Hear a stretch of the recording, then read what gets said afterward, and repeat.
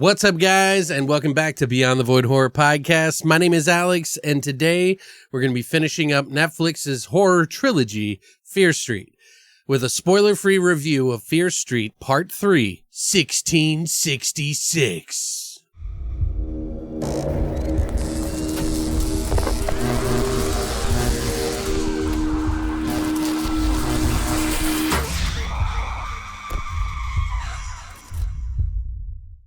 All right, guys, so we're finally here. We definitely have watched a lot of movie because some of these have been about an hour and 50 minutes, just about each. I feel like I watched like 3 seasons of a fucking TV show in a way, or just one. I don't know. What did I think of it? Well, first off, let me explain what this is about and who did it, because some of this is going to be kind of interesting. Obviously, we get Lee Janiak back in the director's chair. We have 3 writers, including her, Phil Graziadei, and we also have Kate Treffry, who is actually a writer for Stranger Things. So for all of you who've been saying that it's kind of like Stranger Things, well, they kind of wrap it up, and I probably wouldn't be the least bit surprised if she wrote the majority of the 1994 stuff. Just saying. So what is Fear Street Part 3, 1666 all about anyway? We get to go back to 1666, where the origins of Sarah Fier, the witch, and her story and what happened back then, to let us get to the point where we are in 1994 and 78 for Part 2, and then finally wrap it all together in a nice little bow. First off, they used a lot of the same actors from Part 2 and 1 in an effort to do 1666, and I think it was an odd choice. I'm not trying to be mean about this, but it just did not feel right. The first half of this movie, actually the first hour and 7 minutes of this movie, it was a slog of a watch. And I think they could have condensed that down to about 20-25 minutes, shown the sweet highlights, know that they wanted to put all these like subtle nuanced things in there and how it all got there, but it all felt so familiar, like a regular witch story would be, although there are some twists in the movie that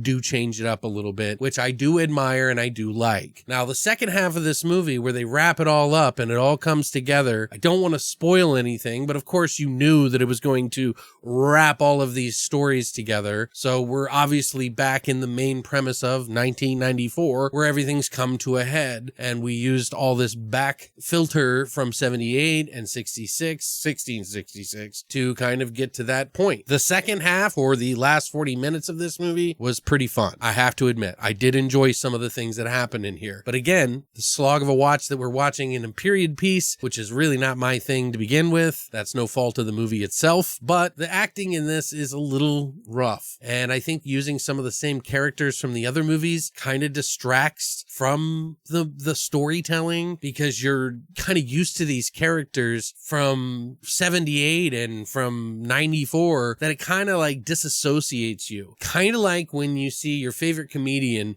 do a serious role, it kind of throws you off a little bit, you know, and it's hard to digest at first and really kind of do it, because there's this inner dialogue in your head, like your connections to that person and the stories that are not there. Obviously, this was done as an artistic choice to show what happened to Sarah through her eyes, and that way you can kind of get a better idea of what it was like. I understand all that. For just whatever reason, it just did not work for me. The last 40 minutes definitely picked up. I definitely got some vibes of Stranger Things, because they're obviously in the mall of Stranger Things, the Netflix mall. I think they own them all that they use for Stranger Things that they bought. I'm not 100% here, but I'm pretty sure. So obviously we're going to get some of that. They throw a couple of 90s jokes in there. There was one genuine laugh that I got from this entire series that just cracked me up, with one of the guys that's been in the story from the beginning. But other than that, I mean, yeah, the kills are all there, and there's some pretty ingenious new ways and different twists that they put in the movie that make it interesting. But again, for me, and I don't know what it is, guys, if you enjoy these movies, I totally get it. I'm happy for you. Really, genuinely, I am. Maybe I'm just too old. I don't know, but I feel like this is just mimicking other better films, and maybe they're just so old now to other people that they don't really associate that with it. They do different things in this than they did with those other films, so I applaud it for that. But it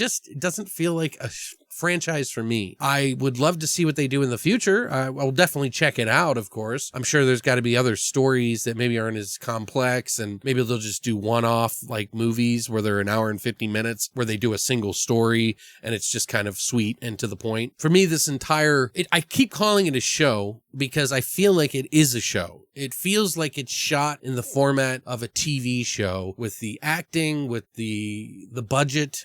Yeah, they do have some really good special effects. We've gotten there nowadays with TV shows. It's no longer like it used to be in the 90s where everything was just kind of schlocky.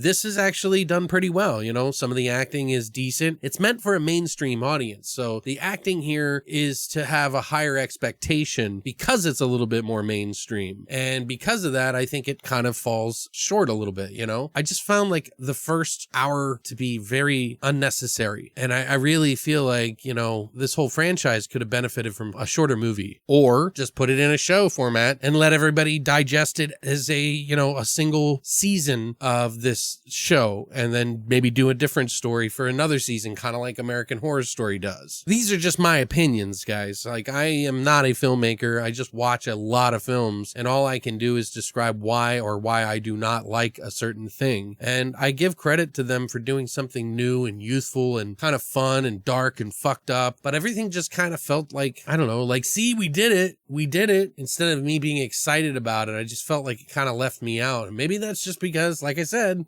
I'm too old. I don't know. But it does not feel like a franchise for me. There was some cool things that these movies did. Last episode, which I'm just going to point out a tiny spoiler thing here. So if you haven't seen this second movie, then don't listen to this or skip ahead or whatever. But they did something really cool that I really liked. And there are some thoughtful things that they did in the editing and stuff like that. So I have to applaud it there. In the second movie, which I like the most out of all three of these, they did something with Kurt Cobain singing David Bowie's song, Man Who Sold the World. And when they were switching from 1994 to 78 at the very end, so in the beginning they used Man Who Sold the World, and at the end they used the David Bowie from the 70s song, which I thought was fucking amazing. I thought that was a really subtle, really amazing edit and a way to bring the two worlds together. 1666 does not really feel that congruent, doesn't feel like it really belongs all that much, although some of the characters that you may not have suspected as certain bad guys or girls will surprise you probably. I don't know. I really wish I would have enjoyed this a little bit more. If you did, that's fucking awesome. I'm happy for you. We should all celebrate good films, whether anybody likes them or not, because if you enjoy something, it helped you spend your time wisely. Unfortunately, I would just have to give this new third sequel, because of the large chunk of I would have to give this one a 5.5, maybe a 5 even. The last tail end is good, but that's like 1/3 of the entire movie. So I can't just give a movie like a big score for 40 minutes of the movie out of 150. You know what I mean? But it just wasn't for me. So unfortunately, if you have enjoyed the first two, I'm sure you'll probably enjoy this one. You might see some of the flaws that I did. Maybe you will overlook some of those flaws because you're already into the story, because the story is moderately interesting. And I do appreciate where it kind of went, even though it is kind of familiar and does a lot of familiar things that we already know. And it sort of mimics those things. So there are some good things and some bad things. I'll definitely check out the new movies if they do any more Fear Street. Odds are this has probably been successful enough on Netflix that they're willing to do it. I'd be curious to see if these movies would have done as well if they were spread out over 3 years, because I wonder if they would be as memorable to those people after waiting an entire year. Would they still appreciate it that much? Because there's a difference of waiting a week where you can just kind of string along and pound these movies and pound like you're sitting there slamming fucking episodes of whatever your favorite show is. Sometimes you get to the point where you're not even laughing anymore when it's a comedy. You're just watching it to watch it. And that's kind of what I wonder with this show for some people. Like, do they really 100% love it? And if you do, awesome. Or are they just kind of swept up in some of the aspects of it and are interested to follow to the end, and it's really just kind of above average for them? For me, that's kind of where I land. I would say that I would give this movie probably like a 6 out of 10 for the whole franchise for this 3. If I were to give the third movie a 6, it would technically be a 6.3, so 6.5, but it's somewhere around the 6 mark. So unfortunately, it just wasn't for me, but I hope you enjoyed it. I hope you've enjoyed watching some of these reviews. Even if we don't agree, you know, we're not going to agree on everything. That's just the way our mixed bag of experience in movies and life and everything happen. Just the way it is. But thanks for coming by. I appreciate your time and your support on this channel. It really means the world to me. And I hope I can find more movies that you will enjoy that maybe you've never heard of, or talk about things that you guys like in the future. I'm always open to suggestions, so let me know in the comment section down below. If you enjoyed this video, please hit the like and subscribe button, and even that little bell so you know when I got a new video out. But other than that, thanks for coming by, and as always, long live the boys.